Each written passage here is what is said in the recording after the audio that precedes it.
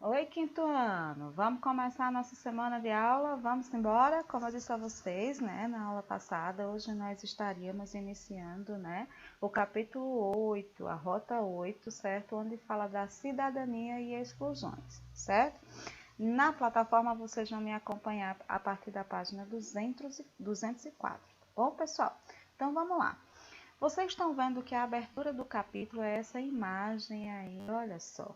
Vocês estão vendo a presença do personagem principal de toda essa história, né, que nós estamos estudando. E aqui um momento em que ele está se apresentando para a comunidade, né, do Brasil na época da colônia, tá certo? Vamos ver o que é que essa plataforma vai trazer para a gente de interessante sobre esse assunto, o que é que o nosso módulo vai trazer para a gente sobre esse assunto. Vamos nessa! Então, pessoal, na página 206 nós temos a mesma imagem que abre o capítulo, tá vendo? E um textozinho que vai falar sobre ela, tá certo? Que diz assim, ó, deixa a tia Sam abrir aqui para vocês, para ficar maior e a gente poder ler melhor. Diz assim, pessoal, o nascimento de Dom Pedro II. E nossa história se inicia no dia 2 de dezembro de 1825, quando a corte do Rio de Janeiro acordou com o estrondo das salvas de fortalezas e navios. Era o príncipe herdeiro que nascia, o primeiro genuinamente brasileiro, a promessa e o resumo das esperanças nacionais. Pedro de Alcântara, João, Carlos, Leopoldo, Salvador, Bibiano, Francisco Xavier, de Paula, Leocádio, Miguel, Gabriel, Rafael, Gonzaga, era um grande nome para um monarca tão pequeno. O fato é que o monarca já nascia rei, pessoa pública e sem a privacidade dos homens comuns.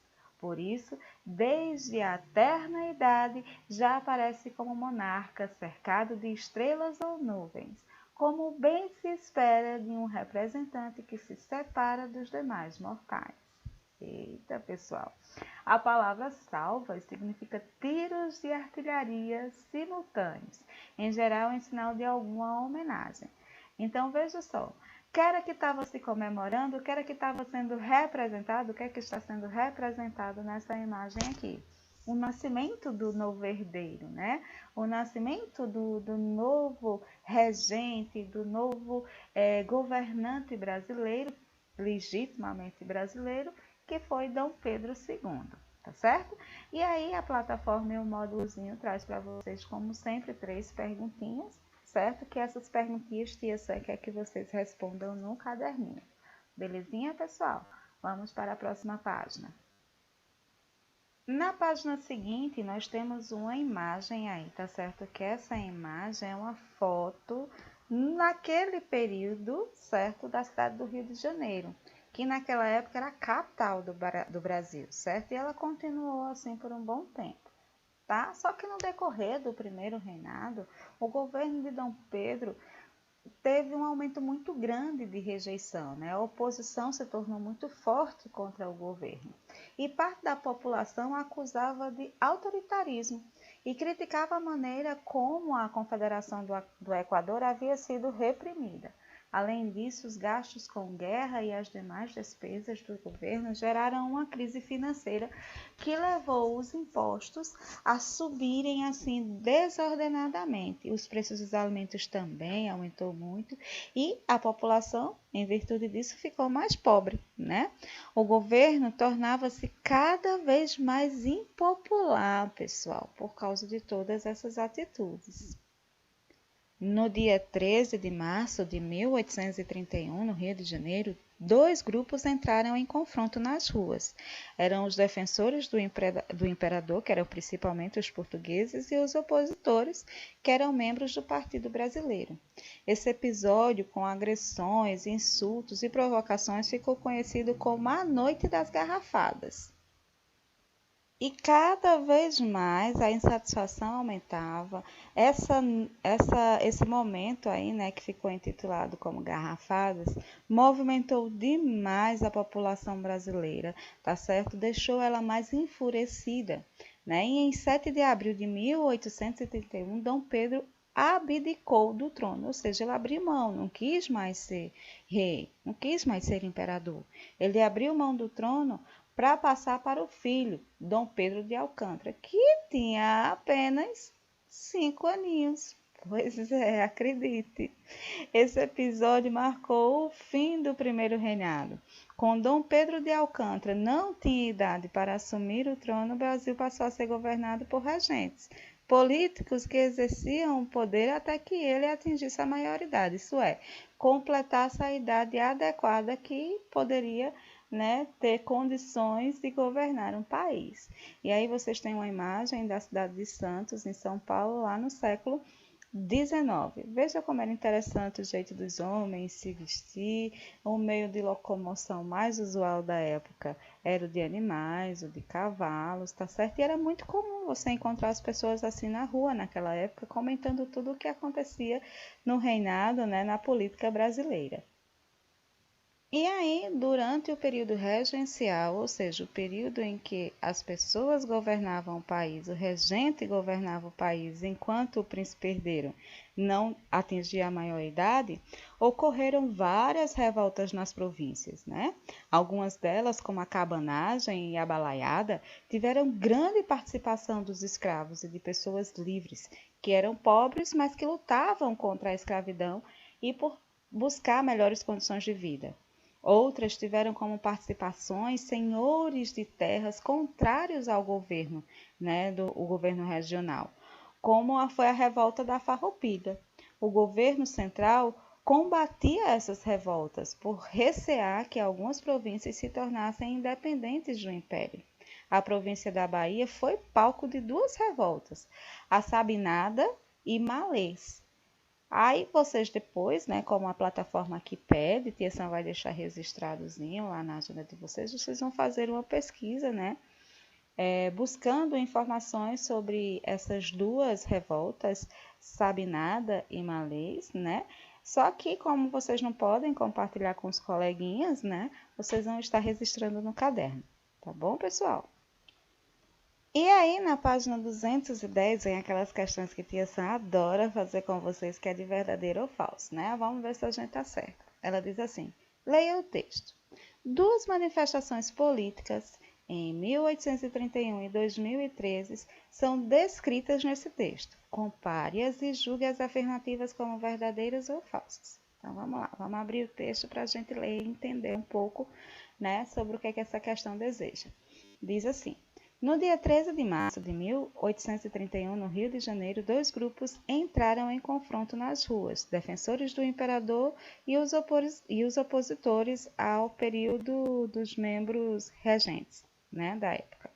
Esse episódio, com agressões, insultos e provocações, ficou conhecido como a Noite das Garrafadas. Em julho de 2013, ocorreram manifestações em várias cidades do Brasil. No início, como a reação aos aumentos das tarifas de ônibus em São Paulo e no Rio de Janeiro. Aos poucos, milhares de pessoas foram às ruas para protestar pelo fim da corrupção e por melhorias no transporte, na saúde e na educação. Ok, vamos ver agora as afirmativas para ver se elas são verdadeiras ou falsas. A Noite das Garrafadas foi um confronto entre grupos que apoiavam e grupos que criticavam o imperador. Isso é verdadeiro ou falso, gente?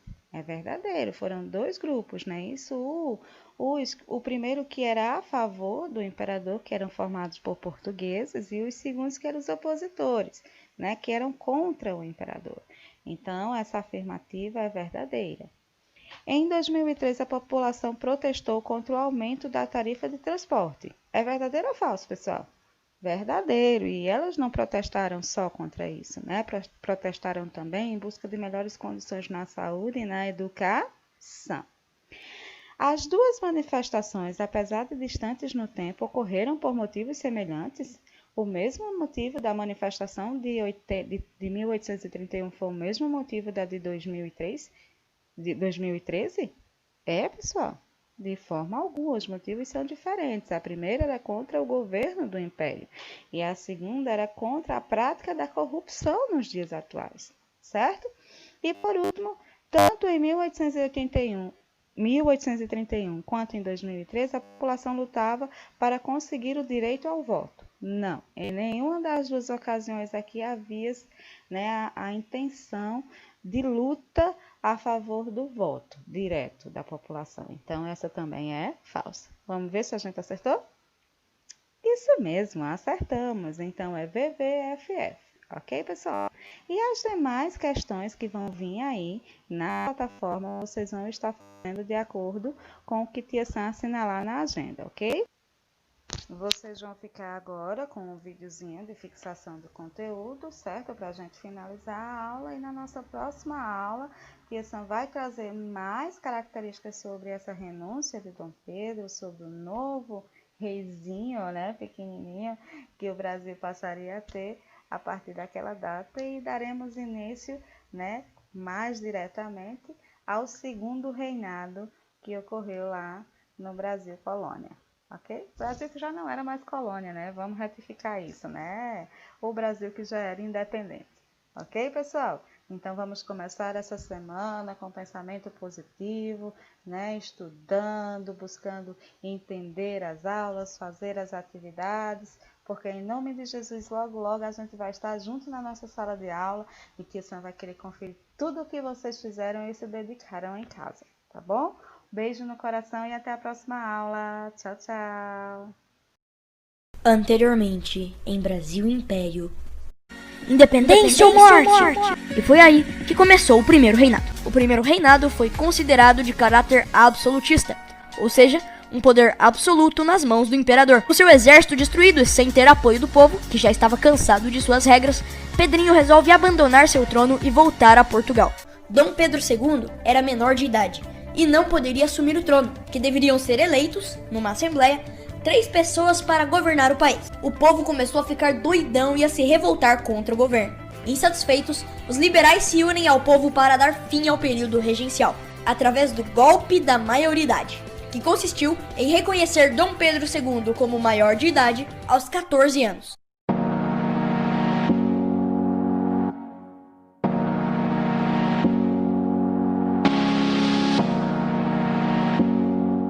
Mesmo entrando no poder com apenas 14 anos, o governo de Dom Pedro II foi incrivelmente bom para o Brasil, pois depois de tantas revoltas e confusões ocorridas no período regencial, a principal proposta de Pedrinho II era justamente arrumar a bagunça e alcançar uma estabilidade política no Brasil.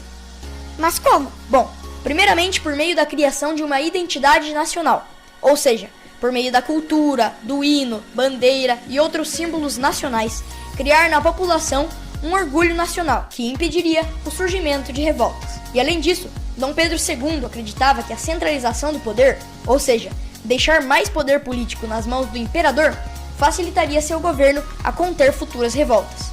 Ele fez uso do poder moderador para manter essa centralização. Não lembra o que é o poder moderador? Um poder que dava a ele o direito de interferir em todos os outros poderes.